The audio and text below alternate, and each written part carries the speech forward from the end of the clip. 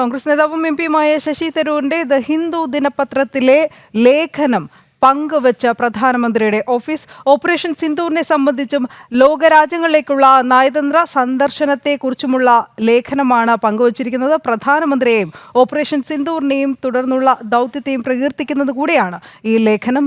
S Srikanth ചേരുകയാണ് വിവരങ്ങളുമായി ഡൽഹിയിൽ നിന്ന്. ശ്രീകാന്ത്, എന്തൊക്കെയാണ് ലേഖനത്തിന്റെ ഉള്ളടക്കം? ഓപ്പറേഷൻ സിന്ദൂറിന് ശേഷമുള്ള നയതന്ത്ര സംഘത്തിൻ്റെ യാത്ര അത് വളരെയേറെ ശ്രദ്ധിക്കപ്പെട്ടതായിരുന്നു. ആ യാത്രയ്ക്ക് തൊട്ടു പിന്നാലെ ശശി തരൂർ ഇന്ത്യയിലേക്ക് തിരിച്ചു വന്നപ്പോൾ പ്രത്യേകമായ പരിഗണന പ്രധാനമന്ത്രിയുടെ ഭാഗത്തുനിന്നും ഉണ്ടാവുകയും ചെയ്തിരുന്നു. വീണ്ടും അദ്ദേഹത്തെ ഗ്രീസ്, UK, അതോടൊപ്പം തന്നെ റഷ്യ ഉൾപ്പെടെയുള്ള രാജ്യങ്ങളിലേക്ക് അയക്കുക എന്നൊരു തീരുമാനവും കേന്ദ്ര സർക്കാർ എടുക്കുകയും ചെയ്തിരുന്നു. അത് തരൂരിലുള്ള അങ്ങേയറ്റം നയതന്ത്രപരമായ കാര്യങ്ങൾ കൈകാര്യം ചെയ്യുന്നതിൽ തരൂരിലുള്ള അങ്ങേയറ്റം വിശ്വാസമായിരുന്നു പ്രധാനമന്ത്രി പ്രകടിപ്പിക്കുകയും ചെയ്തത്. ഇതാ ഇന്നിപ്പോൾ ദ ഹിന്ദുവിൽ അദ്ദേഹത്തിൻ്റെ ഒരു ലേഖനം, ശശി തരൂരിൻ്റെ ഒരു ലേഖനം വന്നിരിക്കുന്നു. അതിൽ ഓപ്പറേഷൻ സിന്ദൂറും അതേ തുടർന്ന് വിവിധ രാജ്യങ്ങളിലേക്ക് പോയ നയതന്ത്ര സംഘത്തെക്കുറിച്ചും അതിനോട് പ്രധാനമന്ത്രി എങ്ങനെയാണ് ഇടപെട്ടത് എന്നുള്ള കാര്യമടക്കം ചൂണ്ടിക്കാണിച്ചുകൊണ്ടാണ് പ്രധാനമന്ത്രിയെ പുകഴ്ത്തി ഒരു ലേഖനം ദ ഹിന്ദുവിൽ ശശി തരൂർ എഴുതിയത്. ആ ലേഖനം ഇപ്പോൾ പ്രധാനമന്ത്രിയുടെ ഓഫീസ് PMO ഷെയർ ചെയ്തിരിക്കുന്നു എന്നുള്ളതാണ്. സമൂഹ മാധ്യമത്തിൽ അത് ഷെയർ ചെയ്തിരിക്കുന്നു. അതിൽ വിശദമായി തന്നെ പറയുന്നത് ഓപ്പറേഷൻ സിന്ദൂർ, അതുമായി ബന്ധപ്പെട്ട കാര്യങ്ങൾ, പ്രധാനമന്ത്രി അതിനോടെടുത്ത കർശനമായ ഈ പാകിസ്ഥാനെതിരെ എടുത്ത കർശനമായ നിലപാട്, തുടർന്ന് ലോകരാജ്യങ്ങളെ ഇക്കാര്യം ബോധ്യപ്പെടുത്തുന്നതിന് വേണ്ടി ഒരു നയതന്ത്ര സംഘത്തെ ഉണ്ടാക്കിയതും അതിൽ വിജയം കൈവരിച്ചതുമായ കാര്യങ്ങൾ, അങ്ങനെയെല്ലാം തന്നെ ശശി തരൂർ ഇതിൽ വിവരിക്കുന്നുണ്ട്. ഏറ്റവും കൗതുകകരമായ കാര്യം, പാർട്ടിയിൽ നിന്നടക്കം വലിയ വിമർശനം ഉയർന്നിട്ടും ശശി തരൂർ കേന്ദ്ര സർക്കാരിനെയും പ്രധാനമന്ത്രിയെയും തുടർച്ചയായി പുകഴ്ത്തുകയാണ് എന്നുള്ളതാണ്. അദ്ദേഹം ഒരടി പോലും പിന്നോക്കം പോയിട്ടുമില്ല. ഏതെങ്കിലും തരത്തിൽ പാർട്ടിയുമായോ പാർട്ടി അധ്യക്ഷനുമായോ രാഹുൽ ഗാന്ധിയുമായോ ഒക്കെ ചർച്ച ശശി തരൂർ നടത്തിയിട്ടുമില്ല.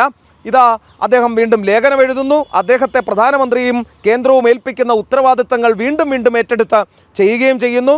ശശി തരൂർ BJPയിലേക്കോ എന്നൊരു ചോദ്യം അന്തരീക്ഷത്തിൽ നേരത്തെയുണ്ട്. അത് കൂടുതൽ ശക്തമാവുകയാണ്.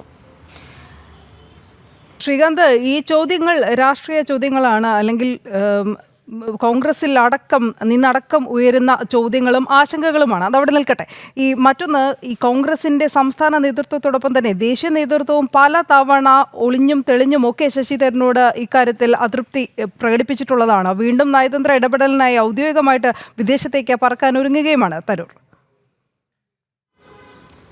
നേരത്തെ ഉദിത് രാജ, ജയറാം രമേശ്, സംഘടനാ സെക്രട്ടറി കൂടിയായ ജനറൽ സെക്രട്ടറി കൂടിയായ KC വേണുഗോപാൽ, അങ്ങനെ കോൺഗ്രസിലെ തലമുതിർന്ന നേതാക്കൾ എല്ലാവരും തന്നെ ശശി തരൂരിനെ ഈ വിഷയത്തിൽ വിമർശിച്ചതാണ്. അതിരൂക്ഷമായ വിമർശനം ഉണ്ടാവുകയും ചെയ്തിരുന്നു. പക്ഷേ അപ്പോഴും കോൺഗ്രസ് ഒരു കർശന നടപടി ശശി തരൂരിനെതിരെ എടുക്കാൻ മടിക്കുന്നുണ്ട്.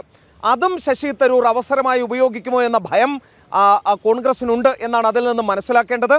അതിനാൽ തന്നെ തരൂരിനെ അവഗണിക്കുക എന്ന നിലപാടാണ് ഇപ്പോഴും കോൺഗ്രസിൻ്റെ നേതൃത്വം തുടർന്നു പോരുന്നത്. തൽക്കാലം തരൂരിൻ്റെ പ്രവൃത്തികൾ മൈൻഡ് ചെയ്യേണ്ട എന്നുള്ളതാണ് അവർ തീരുമാനിച്ചത്. പക്ഷേ അവരുടെ പല ശ്രേണിയിലുള്ള നേതാക്കൾ പരസ്യമായ വിമർശനം നടത്തുന്നുമുണ്ട്.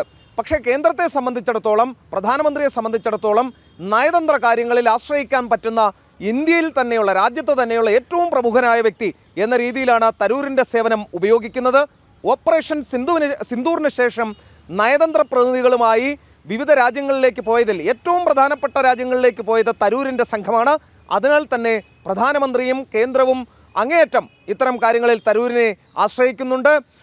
തരൂര് കോൺഗ്രസിനോട് ഈ ഘട്ടത്തിൽ അവർ ഇത്രയും അതൃപ്തി പ്രകടിപ്പിച്ചിട്ടും ചർച്ചയ്ക്ക് വഴങ്ങാത്തത്, അല്ലെങ്കിൽ ചർച്ചയ്ക്ക് അവരെ സമീപിക്കാത്തതും, ഒപ്പം പ്രധാനമന്ത്രിയും കേന്ദ്രവും പറയുന്ന കാര്യങ്ങൾ വീണ്ടും വീണ്ടും ചെയ്യുന്നതും കോൺഗ്രസിനുള്ളിൽ തന്നെ ചില ആശയക്കുഴപ്പങ്ങളുണ്ട്.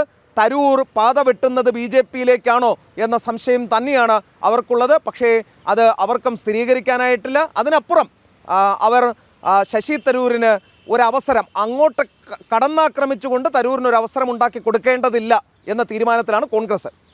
ശരി, എന്തായാലും ആഗോള വേദികളിൽ, അല്ലെങ്കിൽ ലോകരാജ്യങ്ങൾക്ക് മുമ്പിൽ ഭാരതത്തിന്റെ സ്വത്ത് തന്നെയാണ് പ്രധാനമന്ത്രി നരേന്ദ്രമോദി എന്ന് അദ്ദേഹം ആ ലേഖനത്തിൽ എടുത്തു പറയുന്നുമുണ്ട്. ശശി തരൂരിന്റെ ദ ഹിന്ദു ദിനപത്രത്തിലെ ലേഖനമാണ് ചർച്ചാ വിഷയം.